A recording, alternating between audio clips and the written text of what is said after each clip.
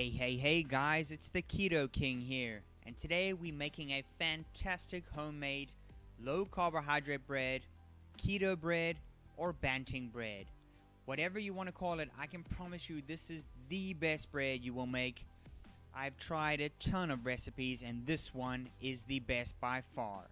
You'll need some eggs, almond meal or almond flour, baking powder, salt, some psyllium husk, a mixture of nuts, some yogurt, a baking tin to bake your bread in, and a couple of mixing bowls. Let's get right to it. You'll start off with 1 cup of almond flour or almond meal. Both will work for this recipe, but if you don't know how to make almond flour or almond meal, check out my video where I show you exactly how to make it at home. I'll put a link to that video in the description box below. Now I highly recommend you use a scale for measuring out your ingredients. It makes things a lot more accurate and it's really easy to use. It'll be the best purchase you make. Next you'll be adding in 60 milliliters of psyllium husk,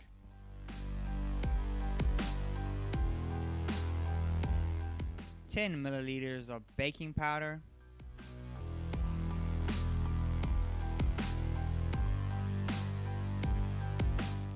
I recommend about half a teaspoon of salt because the psyllium husk is quite salty in itself.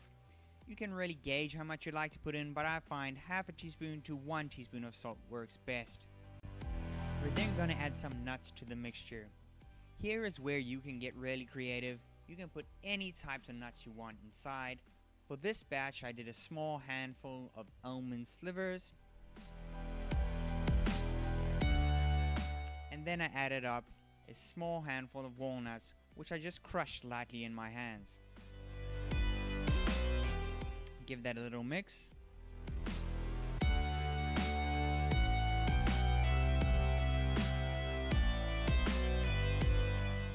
And I just transfer my dry mix into a smaller bowl so I can use the big bowl to mix all the wet ingredients now.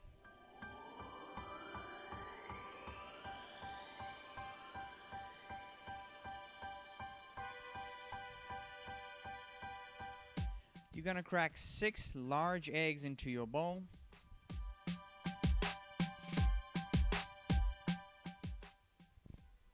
Next, you're going to put in 1 cup of yogurt. It really doesn't matter what type of yogurt you use. I'm using a 5% Greek yogurt. I would recommend, however, using the higher fat or full cream yogurts. Then grab a hand blender. This makes your life a lot easier, and give it a good mix.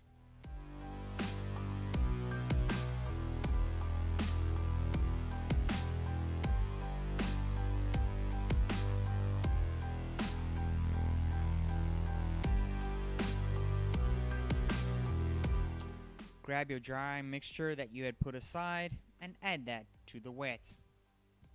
Once again, grab your hand blender and give it a really good mix.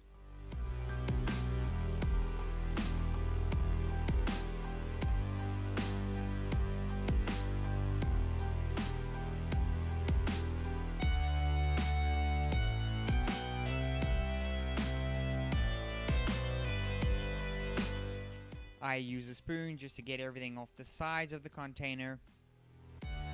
Now it's a really good time to preheat your oven to 350 degrees Fahrenheit, which is roughly 180 degrees Celsius. By now, the psyllium husk is really working and thickening up that mixture. Grab your baking tin and some parchment paper, and you're going to line the baking tin with that parchment paper. Now this can be a fairly difficult task trying to get the parchment paper to properly line the tin, but don't fear, I have a solution for you to make it a lot easier. Grab your mixture, which is really thickened up now.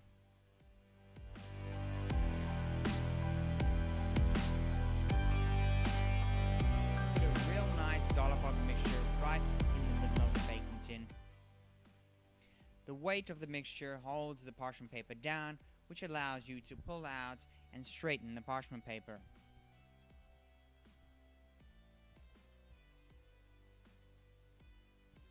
What you're trying to avoid here is the parchment paper being too crinkled around the edges. That raises the potential of the bread not being flat around the outside. Just carry on this process, adding a blob or two of your mixture, pushing and patting it down to the bottom of the tin, and pulling out your parchment paper.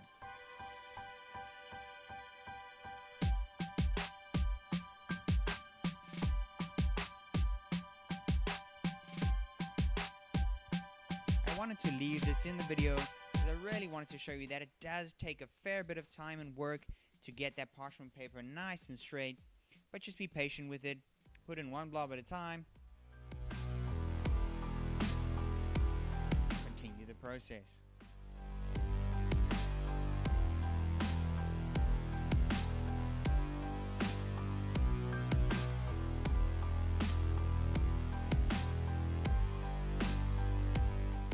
Once your mixture is in the pan, you really want to press and pat it down for two reasons. One, you want it to get it in against the sides of the tin so you have a nice square shaped bread. And secondly, the more you push and pat it down, the less chance there will be holes or air bubbles in your mixture and resulted holes in the bread. What I like to do is grab a pair of scissors and just cut off the excess parchment paper. And your mixture should look a little something like this. As you'll see, it's now very thick and firm in that tin. Now comes the fun part. As I said before, for the nuts going into the mixture, the same goes for the nuts on top. Just be as creative as you want. You really can put any type of nuts you like on top. For this batch, I put a sprinkle of slivered almonds,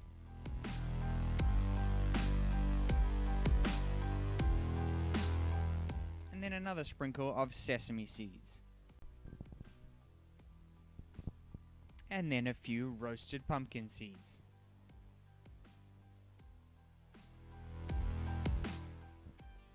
I recommend patting down those seeds very lightly into the bread just so they stick and bake right into that mixture.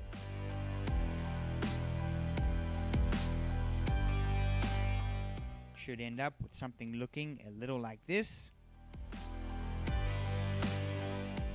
And then we can pop it right in the oven. By now your oven should be preheated to 350 degrees Fahrenheit.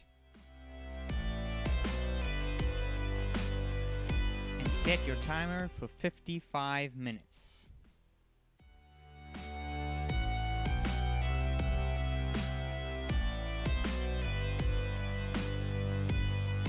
This is an excellent opportunity to give the kitchen a good clean. After 55 minutes, we're going to have to check whether the bread is ready. Grab a wooden kebab stick or anything similar, stick it in the bread, and if it's wet or sticky still, the bread needs to go a bit longer. Feel free to do this a number of times. Rather cook it a little too long than too little. Place the loaf of bread on a breathable rack so it doesn't sweat, and you end up with a fantastic keto bread like this.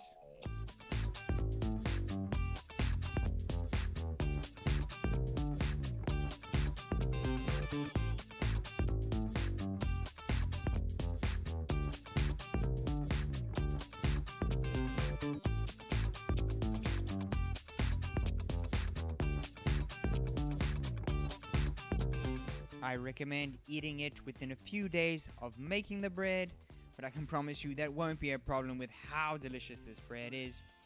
Either store it in the fridge, or what I like to do is make a number of loaves, cut them up and store them in the freezer.